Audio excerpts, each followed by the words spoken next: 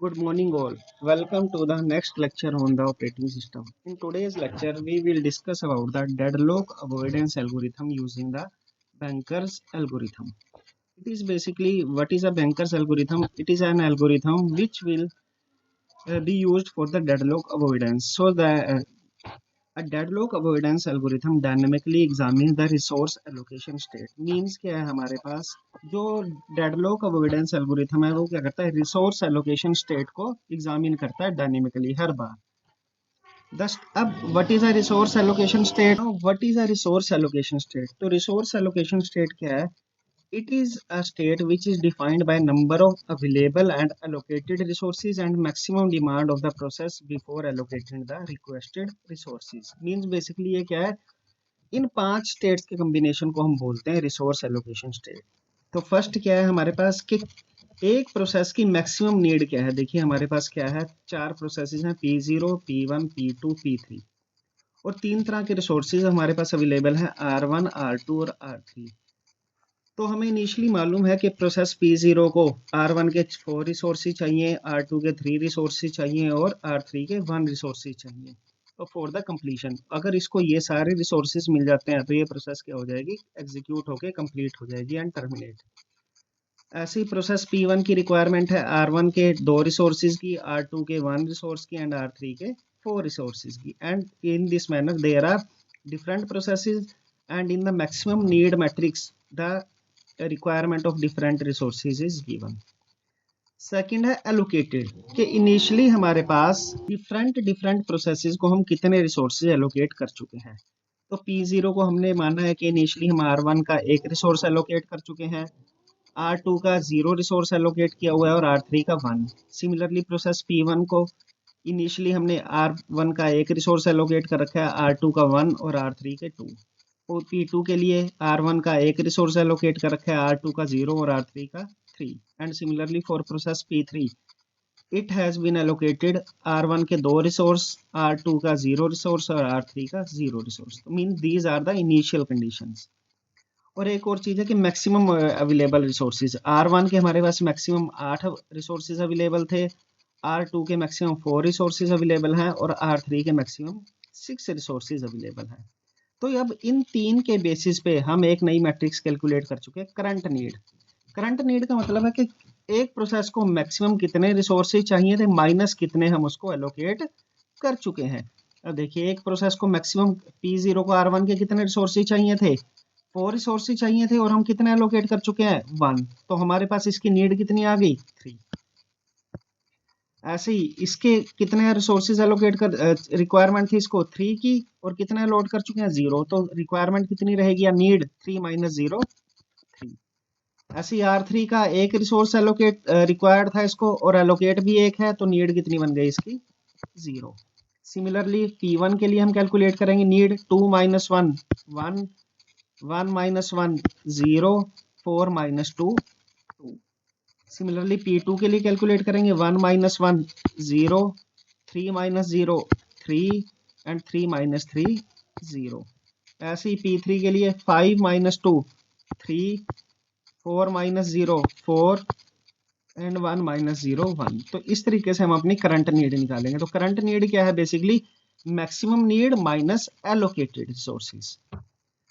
अब available resources क्या है देखो टोटल रिसोर्सेज कितने अवेलेबल थे ये थे, ये वाले हम एलोकेट कर चुके हैं। अब R1 के देखो मैक्सिमम कितने एलोकेटेड थे हमारे पास 8 थे और अवेलेबल कितने थे 8 थे और एलोकेट कितने कर चुके हैं हम एक P0 को दिया है, एक P1 को दिया है, एक P2 को दिया है और 2 P3 को। तो 2 1 प्लस 1 2 प्लस 1 3 प्लस 2 5। मैक्सिमम 5 थे 5 हम एलोकेट कर चुके हैं तो अवेलेबल कितने रह गए R1 के 3। ऐसे ही R2 के मैक्सिमम कितने थे 4 और कितने हम एलोकेट कर चुके हैं 1 तो अवेलेबल कितने रह गए 3। ऐसे ही P3 के मैक्सिमम कितने अवेलेबल थे 6 और कितने एलोकेट कर चुके हैं 3 2 5 प्लस 1 6। तो रिमेनिंग कितना बचा है हमारे पास अवेलेबल रिसोर्सेज कितने बचे हैं 0।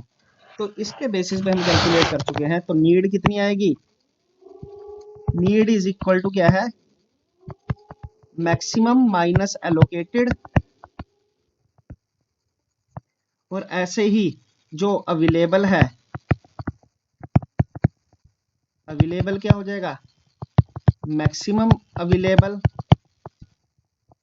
Minus allocated. तो इसके बेस पे ये जो 5 हमारे पास मैट्रिसेस बनी है, इन 5 मैट्रिसेस के कॉम्बिनेशन को हम बोलते हैं रिसोर्स एलोकेशन स्टेट।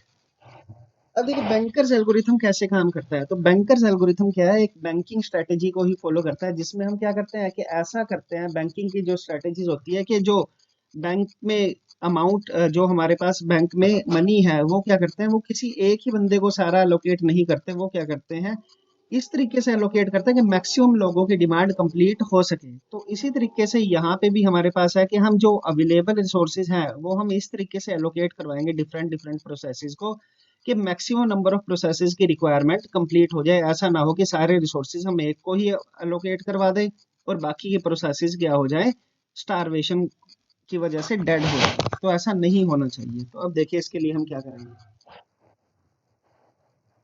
उसके लिए हमें क्या करना पड़ेगा, एक सेफ सीक्वेंस बनानी पड़ेगी। Safe sequence, safe sequence basically क्या है हमारे पास, सेफ सीक्वेंस प्रोसेसेस को रिसोर्सेज एलोकेट करने की एक ऐसी सीक्वेंस है जिसको अगर हम जिस ऑर्डर में अगर हम उसको रिसोर्सेज दे दें उन प्रोसेसेस को, तो सिस्टम कभी भी डेडलॉक में ना जाए। तो सेफ सीक्वेंस क्या है, रिसोर्सेज को डिफरेंट डिफरेंट प्रोसेसेस को एलोकेट करना in such a way that the system is in the safe state, कि सिस्टम हमारा सेफ स्टेट में है। अब देखो हमारे पास ये हमारे पास करंट नीड है, ये अवेलेबल रिसोर्सेज हैं। तो अब हमने इनको अलोकेट करवाना है। देखिए इसके लिए रिक्वायरमेंट कितनी है, 330। अवेलेबल भी कितने हैं हमारे पास, 330 मींस P0 को हम सेटिस्फाई कर सकते हैं, P1 को सेटिस्फाई कर सकते हैं। P1 की रिक्वायरमेंट कितनी है, 102। तो 1 यहाँ से दिया जा सकता है, 3 में से 0 दिया जा सकता है, लेकिन इसको 2 की रिक्वायरमेंट है और R3 का कोई भी रिसोर्स अवेलेबल नहीं है, तो इसलिए इसको हम रिसोर्स नहीं दे सकते। P2, P2 को कितने की रिक्वायरमेंट है, 030 और अवेलेबल कितने हैं, 330 मींस इसको भी रिसोर्स एलोकेट करवा सकते हैं। P3 के लिए रिक्वायरमेंट कितनी है, 341 की और अवेलेबल कितने हैं, 331। इसको 4 चाहिए और अवेलेबल कितने हैं, 3 है, तो इसलिए हम इसको भी नहीं दे सकते। तो मींस हमारे पास 2 कैंडिडेट हैं, या तो हम P0 को भी दे सकते हैं रिसोर्सेज और P2 को भी दे सकते हैं रिसोर्सेज। मान लीजिए हम P0 को दे देते हैं रिसोर्सेज, तो P0 के पास ऑलरेडी एलोकेटेड कितने हैं, 101 और इसको कितने की रिक्वायरमेंट थी, 3 की थी। तो हमने तीनों यहाँ से निकाले, तो यहाँ कितने रह गए, 0 और 3 यहाँ पे दे दिए, तो 3 + 1 कितने बन गए, यहाँ पे कितने बन गए, 4। अब देखिए इसको कितने की रिक्वायरमेंट, इसको कितने की रिक्वायरमेंट थी, 3 की थी, तो 3 हमने यहाँ से निकाले, यहाँ पे कितने रह गए, 0 और 3 के 3 यहाँ दे दिए, तो 0 + 3 कितने हो गए, 3। R3 का एक एलोकेटेड था, रिक्वायरमेंट किसी की भी नहीं थी, तो हमारे पास क्या हुआ, R3 के कितने यहाँ पे रहे, 1। अब देखिए इसको मैक्सिमम नीड कितने की है, 431 की, और एलोकेटेड भी कितने हो गए, 431 मींस ये वाली प्रोसेस कंप्लीट हो सकती है। तो प्रोसेस कंप्लीट होने के बाद ये क्या करेगी, अपने सारे रिसोर्सेज को रिलीव कर देगी। अब देखिए अवेलेबल में कितने रह गए थे, 0 0 0, लेकिन जैसे ही प्रोसेस P0 कंप्लीट होती है, तो P0 कंप्लीट होने के बाद जितने भी इसको एलोकेटेड रिसोर्सेज थे उन सबको क्या करेगी, छोड़ देगी, और वो कहाँ चले जाएंगे, अवेलेबल में। तो इसको कितने एलोकेटेड थे, 4 थे, तो मींस ये चारों किस में चले गए। अभी यहाँ पे कितना बन गया हमारे पास, तो यहाँ पे कितने बन गए, 4, यहाँ से तीनों इसको मिल गए और यहाँ से 1 मिल गया, मींस P0 हमारी कंप्लीट हो चुकी है। अब देखिए P0 हमारी कंप्लीट हो चुकी है। अब देखिए हमारे पास क्या है, P1 को कितने की रिक्वायरमेंट, 102 की, और हमारे पास अवेलेबल कितने हैं, R1 के 1 चाहिए था, 4 अवेलेबल है, मींस दिया जा सकता है। R2 के 0 रिक्वायरमेंट है, अवेलेबल कितने, 3, मींस इसको भी दिया जा सकता है। R3 के 2 की रिक्वायरमेंट है, लेकिन अवेलेबल कितना है, 1, तो इसलिए P1 को अभी रिसोर्स नहीं दिया जा सकते। तो P2 को देखो, P2 को R1 की रिक्वायरमेंट है कितने की, 0 की, तो और 4 अवेलेबल है, मींस ये वाली सेटिस्फाई हो सकती है। R2 के कितने रिक्वायर है, 3, और तीनों हम दे सकते हैं। R3 के कितने रिक्वायर हैं, 0, और अवेलेबल कितने, 1, मींस P2 को हम सेटिस्फाई कर सकते हैं। अब देखो P3 को सेटिस्फाई किया जा सकता है। R1 के कितने इसकी रिक्वेस्टेड है 3 और अवेलेबल कितने हैं हमारे पास 4। इसकी नीड कितने की है R2 की 4 की और अवेलेबल कितने हैं 3, तो मींस R2 P3 को भी कंप्लीट नहीं किया जा सकता, तो इसलिए हम किसको एलोकेट करवाएंगे पहले P2 को। अब देखिए अगर हम P2 को एलोकेट करवाएं, P2 को पहले कितना एलोकेटेड 1 है, रिक्वायरमेंट कितनी है इसको 0 की, तो एलोकेटेड कितना रहा 1 + 0 0। पहले एलोकेटेड कितने हैं R2 के 0, कितने की नीड है 3 की, तो तीनों के तीन यहाँ से दे दो हम, तो यहाँ से 3 दिए तो यहाँ कितने लगे 0 और यहाँ पहुंच के कितने बन गए 3।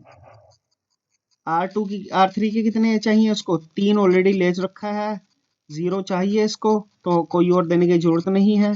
तो हमारे पास अब देखो इसकी रिक्वायरमेंट कितनी थी 133, इसको मैक्सिमम नीड कितने की थी 133 की थी, और हमारे पास एलोकेटेड भी कितने हैं 133, मींस P2 भी इजीली कंप्लीट हो सकती है। तो जैसे ही P2 कंप्लीट होगी तो जितने रिसोर्सेज इसने ले रखे हैं उनको ये क्या करेगी छोड़ देगी। तो कितने रिसोर्सेज ले रखे हैं इसने 133, तो यहाँ पे देखो 4 थे तो ये कितने हो गए 4 ऑलरेडी थे, एक इसने छोड़ के दे दिया, तो 4 + 1 कितने हो गए हमारे पास यहाँ पे 5। ऐसे ही तो यहाँ 0 थे, इसने 3 छोड़ दिए तो यहाँ पे कितने आ गए 3। यहाँ पे R3 का एक रिसोर्स था और 3 इसने पकड़े हुए थे तो तीनों के छोड़ दिया, तो 1 + 3 4। तो मीन जो नया रिसोर्स एलोकेशन ग्राफ बनेगा, सॉरी जो अवेलेबल रिसोर्सेज बनेंगे वो क्या होंगे 3 और 4 और P2 हमारी कंप्लीट हो चुकी है। अब देखिए P2 भी कंप्लीट हुई। अब देखो R1 को कितने की रिक्वायरमेंट है 1 की रिक्वायरमेंट है और अवेलेबल कितने हैं 5, मीन दिया जा सकता है। R2 के कितने चाहिए इसको 0 और अवेलेबल कितने हैं 3, तो ये भी दिए जा सकते हैं। P1 को R3 के कितने चाहिए 2, अवेलेबल कितने हैं 4, तो मीन्स ये भी दिए जा सकते हैं। मीन्स अगर हम क्या करें ये वाले रिसोर्सेज इसको एलोकेट करवा दें तो P1 भी हमारी इजीली कंप्लीट हो सकती है। तो मीन्स इसको इन शॉर्ट हम क्या कर सकते हैं कि अगर ये वाले रिसोर्सेज में से कुछ हम इसको यहाँ पे दे दें तो उससे क्या हो जाएगा इसके एलोकेटेड कितने बन जाएंगे 2 1 और 4 बन जाएंगे, और इसको रिक्वायरमेंट भी कितने की है 2 1 और 4 की ही मैक्सिमम नीड है। तो मीन्स ये प्रोसेस क्या हो सकती है कंप्लीट हो सकती है। तो कंप्लीट होने का मीनिंग क्या है, कंप्लीट होने का मीनिंग है हमारे पास कि उस प्रोसेस ने जितने ऑलरेडी होल्ड कर रखे थे, मीन्स उस प्रोसेस को जितने एलोकेटेड कर रखे थे हमने, वो भी क्या हो सकते हैं बाद में रिलीज हो सकते हैं, और रिलीज होकर किस में चले जाएंगे वो अवेलेबल में चले जाएंगे। तो इसने कितना रिलीज किया 1, तो ये कितना बन गया 5 + 1 6। इस पे होल्ड किया हुआ कितना था R2 का 1 और 3 ऑलरेडी थे, तो R2 के कितने बने 4। ऐसे ही P1 के पास R3 के कितने थे 2 और 4 यहाँ थे, तो 4 और 2 6। तो नया एलोकेटेड स्टेट कितनी बनी है 6 4 और 6, और प्रोसेस कौन सी चली है P3 भी कंप्लीट, सॉरी P1 भी हमारी कंप्लीट हो चुकी है। उसके बाद देखो P4 की कितने की रिक्वायरमेंट 3 4 और 1 की, और अवेलेबल कितने हैं 6 4 और 6, मीन्स ये भी इजिली कंप्लीट हो सकती है। तो जैसे ही ये कंप्लीट होगी तो जितने इसमें रिसोर्सेज एलोकेटेड हैं वो सारे फ्री हो जाएंगे। तो इसको कौन से रिसोर्सेज एलोकेटेड थे P3 के 2 थे, ऑलरेडी अवेलेबल कितने थे 6 थे, तो ये जैसे ही कंप्लीट होगी तो ये अपना ये वाला रिसोर्स छोड़ देगी और वो कहाँ पे ऐड हो जाएगा यहाँ पे ऐड होगी। तो मीन्स यहाँ पे कितने बचे 2 + 6 8। इसका कोई भी रिसोर्स नहीं था, इसका कोई भी रिसोर्स नहीं था, मींस इसका ऊपर कोई फर्क नहीं पड़ा, तो यहाँ पे कितने बने 8 4 और 6। तो इस तरीके से प्रोसेस P3 भी कंप्लीट हुई। तो हमारा जो सेफ सीक्वेंस आई है वो प्रोसेसेस की कितनी आई है this one P0 P2 P1 and P3। और देखो अवेलेबल रिसोर्सेज फाइनली कितने बचे हैं 8 4 एंड 6, और इनिशियली भी कितने थे मैक्सिमम अवेलेबल थे 8 4 एंड 6। तो इस वे में हम क्या करते हैं बैंकर्स एल्गोरिथम में रिसोर्सेज को एलोकेट करते हैं डिफरेंट डिफरेंट प्रोसेसेस को एक इस ऑर्डर में, ताकि हमारी क्या रहे सेफ सीक्वेंस प्रिजर्व रहे। अब देखिए और जरूरी नहीं है कि एक ही सेफ सीक्वेंस हो, जैसे हमने इनिशियली यहाँ पे देखा था कि इनिशियली P0 को भी हम सेटिस्फाई कर सकते थे और P2 को भी सेटिस्फाई कर सकते थे। तो हमने पहले P0 को दिया था, लेकिन अगर हम P2 को भी दे देते तब भी हमारी सेफ सीक्वेंस आनी थी। तो उस केस में क्या बन जाना था P2 P0 P1 and P3। तो इस तरह की प्रोसेसेस को हम बोलते हैं जिसमें हम ऐसे एल्गोरिथम जिसमें हम रिसोर्सेज को एलोकेट कर देते हैं डिफरेंट डिफरेंट प्रोसेसेस को, such that a safe state remains balanced, तो उस एल्गोरिथम को बोलते हैं बैंकर्स एल्गोरिथम। नेक्स्ट है हमारे पास resource allocation graph for solving deadlock avoidance problem. It is basically a graphical representation for the deadlock avoidance. जैसे हमारे पास क्या था, बैंकर्स एल्गोरिथम में हम मैट्रिसेस का यूज करते थे, डिफरेंट डिफरेंट 5 तरह की मैट्रिक्स हमने यूज की थी, उनको हम आपस में प्लस माइनस करते थे ताकि हमारा सॉल्यूशन आ जाए। तो उसी का अगर हमारे पास क्या है, कम नोड्स हैं, हमारे पास कम प्रोसेसेस हैं और कम रिसोर्सेज हैं, तो उनको हम ग्राफिकल व्यू में भी रिप्रेजेंट कर सकते हैं। तो graphical representation of that algorithm is known as the resource allocation graph. Basically क्या है, इसमें हमारे पास क्या होते हैं, दो तरह नोड्स, अब ग्राफ है और ये क्या है, डायरेक्टेड ग्राफ है। डायरेक्टेड ग्राफ का मीन्स क्या है कि जो एजेस हैं उनकी कुछ एक डायरेक्शन होगी। तो ग्राफ में हमारे पास क्या होते हैं, नोड्स होते हैं और क्या होते हैं, एजेस। के नोड्स होंगे, एक क्या होंगे, सर्कल की फॉर्म में होंगे और एक क्या होंगे, रेक्टेंगल की फॉर्म में होंगे। जो सर्कल की फॉर्म में उसको हम बोलते हैं प्रोसेस, और जो रेक्टेंगल की फॉर्म है दैट आर द रिसोर्सेज। और ऐसी एजेस भी दो तरह के होंगे हमारे पास, एक क्या होंगे, रिक्वायरमेंट एज और एक होगा एलोकेटेड एज। इनको भी हम देखेंगे कि कैसे होगा। अब मान लीजिए क्या है, हमारे पास एक सिनारियो ऐसा है कि एक प्रोसेस P1 है, एक प्रोसेस P0 है, एक प्रोसेस क्या है P2 है और एक प्रोसेस क्या है P3। तो 4 प्रोसेसेस हैं हमारे पास, P0, P1, P2 and P3। तीन तरह के रिसोर्सेज अवेलेबल हैं, एक R1 रिसोर्स अवेलेबल है, एक R2 रिसोर्स अवेलेबल है और एक R3 रिसोर्स अवेलेबल है।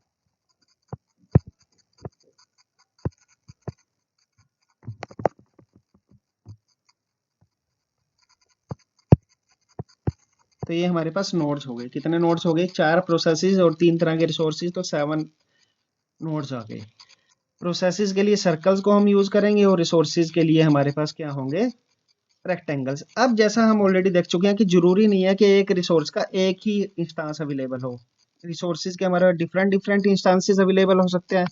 तो हम करेंगे कि मान लो R1 के 2 इंस्टांस अवेलेबल थे, तो इसमें हम क्या करेंगे, बीच में 2 सर्कल्स से उनको रिप्रेजेंट करवा देंगे। तो इसका मीनिंग क्या है, अगर एक रेक्टेंगल के अंदर जितने सर्कल्स होंगे, इसका मतलब उतने रिसोर्सेज हमारे पास उसके अवेलेबल हैं। तो R1 के 2 रिसोर्सेज अवेलेबल हैं, this one and this one. ऐसे ही R2 के 3 रिसोर्सेज अवेलेबल हैं हमारे पास, और ऐसे ही R3 के 2 रिसोर्सेज अवेलेबल हैं। अब देखिए हमारे पास क्या है, P1 को R1 का एक रिसोर्स चाहिए, तो P1 की तरफ से क्या जाएगा, एक रिक्वेस्ट एज जाएगा। तो रिक्वेस्ट एज को हम P1 ने क्या किया कि R1 का एक रिसोर्स के लिए रिक्वायरमेंट की, तो P1 से क्या हुआ, R1 की रेक्टेंगल की तरफ गया एक रिसोर्स जिसको हम बोलते हैं रिक्वेस्ट एज या रिक्वायरमेंट एज, और इनको हम रिप्रेजेंट करेंगे ब्लू से। ऐसे ही P3 को क्या चाहिए, R2 का एक रिसोर्स चाहिए। इसको P3 को R2 के 2 रिसोर्स चाहिए बेसिकली, तो हम क्या करेंगे, 2 एजेस ड्रॉ करेंगे यहाँ पे। तो एक प्रोसेस को कि जिस रिसोर्स के जितने रिसोर्सेज चाहिए, जितने इंस्टांसेस चाहिए हमारे पास, वो उतने ही एजेस यहाँ से जाएंगी। तो इसका मतलब क्या है, P3 से R2 पे 2 एजेस जा रहे हैं, तो इसका मतलब इसको इसके 2 इंस्टांस चाहिए R2 के, और P2 को क्या है, R3 का एक इंस्टांस चाहिए, और P0 को क्या चाहिए हमारे पास, R3 का एक इंस्टांस और चाहिए। तो ये हमारे पास क्या है, रिक्वेस्ट एजेस है। अब हम बात करेंगे एलोकेटेड एजेस की। एलोकेटेड का मीनिंग क्या है हमारे पास कि R1 का एक रिसोर्स ऑलरेडी P1 के पास था, तो ये क्या होगा, एक इंस्टांस है, तो ये क्या अंदर से जाएगा और प्रोसेस P1। इसका मतलब क्या है, जो ब्लैक एरो हमारे पास आया ये रेक्टेंगल के अंदर से जाएगा, और ये क्या है, एलोकेटेड के R1 का एक रिसोर्स ऑलरेडी P1 के पास अवेलेबल था। अब देखिए और क्या है, P0 ने भी ऑलरेडी एक R1 का एज ले रखा है। ऐसे ही P2 ने एक रिसोर्स इंस्टांस ले रखा है R2 का। ऐसे ही P0 को रिक्वायरमेंट है R2 का एक रिसोर्स किसने ले रखा है, P1 ने ले रखा है, और R3 का एक रिसोर्स किसने ले रखा है, P3 ने ले रखा है, और P2 का एक R3 का एक रिसोर्स किसने ले रखा है ऑलरेडी, P0 ने ले रखा है। तो इस तरीके से हमारे पास क्या है, ये गिवन है, इसमें वन मोर आ जाएगा ब्लू कलर का कि P0 को क्या चाहिए, R2 का एक रिसोर्स चाहिए। तो ये हमारे पास इनिशियल कंडीशन है जिसमें हमारे पास क्या है, मैक्सिमम नीड गिवन है, एलोकेटेड कितने हैं और अवेलेबल कितने थे। R1 के 2 अवेलेबल थे, दोनों अभी होल्ड हो रखे हैं। R2 के 3 अवेलेबल थे, तीनों होल्ड हो रखे हैं। R3 के 2 अवेलेबल थे और 1 होल्ड हो रखा है। तो अब हमने देखना है कि इनको हम किस तरीके से एलोकेट कर सकते हैं। देखिए अब P0 की अगर हम बात करें, पहले वाला ये सेम वही है, तो पहले वाले में हमारे पास क्या आया था, P0, P1, P2 या P3 और P2 कुछ ऐसा है, या P10, P2, P1 और P3, ये आया थी हमारी सेव सीक्वेंस। अब देखिए इसमें R3 का एक रिसोर्स अवेलेबल है हमारे पास, फ्री पड़ा है हमारे पास, और P2 को क्या चाहिए, R3 का एक रिसोर्स चाहिए। तो हम क्या कर सकते हैं, ये वाला इसको एलोकेट कर सकते हैं। साथ ही साथ चाहे हम P0 को भी 1 की रिक्वायरमेंट है क्योंकि उसने 1 की यहाँ रिक्वेस्ट, तो इसको भी एलोकेट कर सकते हैं। तो हम क्या कर सकते हैं, ये दोनों में से किसी एक को एलोकेट कर सकते हैं। तो मान लीजिए हमने इसको एलोकेट करवा दिया यहाँ पे, R3 किसको एलोकेट करवा दिया, P0 को। तो उसका मतलब क्या है, जो ये रिक्वेस्ट है इसका वो खत्म हो गया। अब देखो P0 से कोई रिक्वेस्ट जा रही है, P0 से रिक्वेस्ट जा रही है R2 के पास। P0 को कंप्लीट होने के लिए क्या चाहिए था, R2 चाहिए था, जबकि R2 के पास कोई भी रिसोर्स अवेलेबल नहीं है, तो इसलिए हम P0 को एलोकेट नहीं कर सकते। Means we have to do another method. हम क्या कर सकते हैं, अब इसको एलोकेट कर सकते हैं। मान लो अगर R3 का एक अवेलेबल था, तो हमने क्या किया था, R3 का P2 को दे दिया, तो ये रिक्वेस्ट आज क्या हुआ, यहाँ से खत्म हो गया। अब P2 को कंप्लीट होने के लिए क्या क्या चाहिए था, रिक्वेस्ट इससे कहीं जा रही है, कहीं भी नहीं जा रही, इसको 2 रिसोर्स चाहिए था, एक R2 का चाहिए था, एक R3 का, दोनों इसको मिल गए। तो इसने क्या किया, दोनों को फ्री करवा दिया। मींस सबसे पहले कौन सी प्रोसेस कंप्लीट हुई, हमारी P2। और इसकी वजह से जो ये इसने होल्ड जैसे ही कंप्लीट होगी, तो ये इसको भी फ्री कर देगी और इस वाले रिसोर्स को भी फ्री कर देगी। उसके बाद देखिए P0 के पास, P0 को क्या चाहिए, R3 का एक रिसोर्स चाहिए और एक रिसोर्स ऑलरेडी हमारे पास अवेलेबल है। तो हम क्या करेंगे, ये वाला रिसोर्स इसको दे सकते हैं। तो उसका जो ये वाला ये रिक्वेस्ट थी, वो रिक्वेस्ट एंड क्या हुआ, इसका खत्म हो गया। और P0 की एक रिक्वेस्ट किस पे जा रही है, R2 के पास जा रही है, और R2 का एक रिसोर्स अवेलेबल है ऑलरेडी, तो ये भी हम यहाँ पे इसको दे सकते हैं। तो मीन्स ये रिक्वेस्ट एंड क्या हुआ, इसका खत्म हुआ। अब P0 की देखो, कोई भी रिक्वेस्ट एज जा रहा है, ऐसे कोई भी रिक्वेस्ट एज नहीं जा रहा, तो इसका मतलब P0 भी कंप्लीट हो सकता है। तो जैसे ही P0 कंप्लीट होगा, तो इसने जो जो रिसोर्सेज होल्ड कर रखे थे उन सबको फ्री कर देगा। मींस ये वाले एजेस हमारे क्या हो जाएंगे, रिमूव हो जाएंगे। मींस अब क्या हुआ हमारे पास, एक तो ये वाला रिसोर्स फ्री कर दिया इसने, एक ये वाला रिसोर्स फ्री कर दिया, और एक ये वाला रिसोर्स, क्योंकि इसने 2 होल्ड किए हुए थे R3 के, तो दोनों रिसोर्स फ्री कर दिए। और एक रिसोर्स क्या कर रखा था, इसका पकड़ा हुआ था, तो इसको भी ये क्या करेगा, फ्री कर देगा। अब देखो P1 को कंप्लीट होने के लिए, P1 को कंप्लीट होने के लिए क्या चाहिए, एक तो क्या चाहिए P1 को कंप्लीट होने के लिए, R2 का चाहिए था, और सॉरी P1 को कंप्लीट होने के लिए रिक्वेस्ट इसकी जा रही है R1 के पास। R1 के पास ऑलरेडी ये फ्री है, तो ये हमारा यहाँ पे जा सकता है। तो उससे क्या होगा, इसका ये रिक्वेस्ट एंड हो जाएगा। अब P1 की कोई और रिक्वेस्ट जा रहा है, कोई भी रिक्वेस्ट नहीं जा रही, तो P1 क्या हो जाएगी, कंप्लीट हो जाएगी। और जैसे ही P1 कंप्लीट होगी, इसने जितने रिसोर्सेज होल्ड कर रखे हैं, 2 तो रिसोर्सेज R1 के होल्ड कर रखे हैं, ये दोनों फ्री हो जाएंगे, और एक रिसोर्स R2 का होल्ड कर रखा है, तो ये भी फ्री हो जाएगा। तो P1 भी कंप्लीट हुई। उसके बाद देखो P3 प्रोसेस के लिए, P3 प्रोसेस को क्या चाहिए, R2 का एक होल्ड किया हुआ है और इसको क्या चाहिए, R2 के दो चाहिए। R2 के दो अवेलेबल है, एक ये अवेलेबल हो गया और एक ये अवेलेबल हो गया, तो मीन्स ये दोनों, ये यहाँ चला गया, उसकी वजह से ये रिक्वेस्ट खत्म हो गई, और ये वाला यहाँ चला गया तो ये रिक्वेस्ट खत्म हो गई। तो इस तरीके से P3 भी कंप्लीट हो जाएगी। तो in this way if the number of processes and number of resources are small, तो उस केस में हम बैंकर्स एल्गोरिथम को इस ग्राफिकल रिप्रेजेंटेशन से भी सॉल्व कर सकते हैं, and this graphical representation is known as the resource allocation graph. So this one is all about the today's lecture. Thank you all.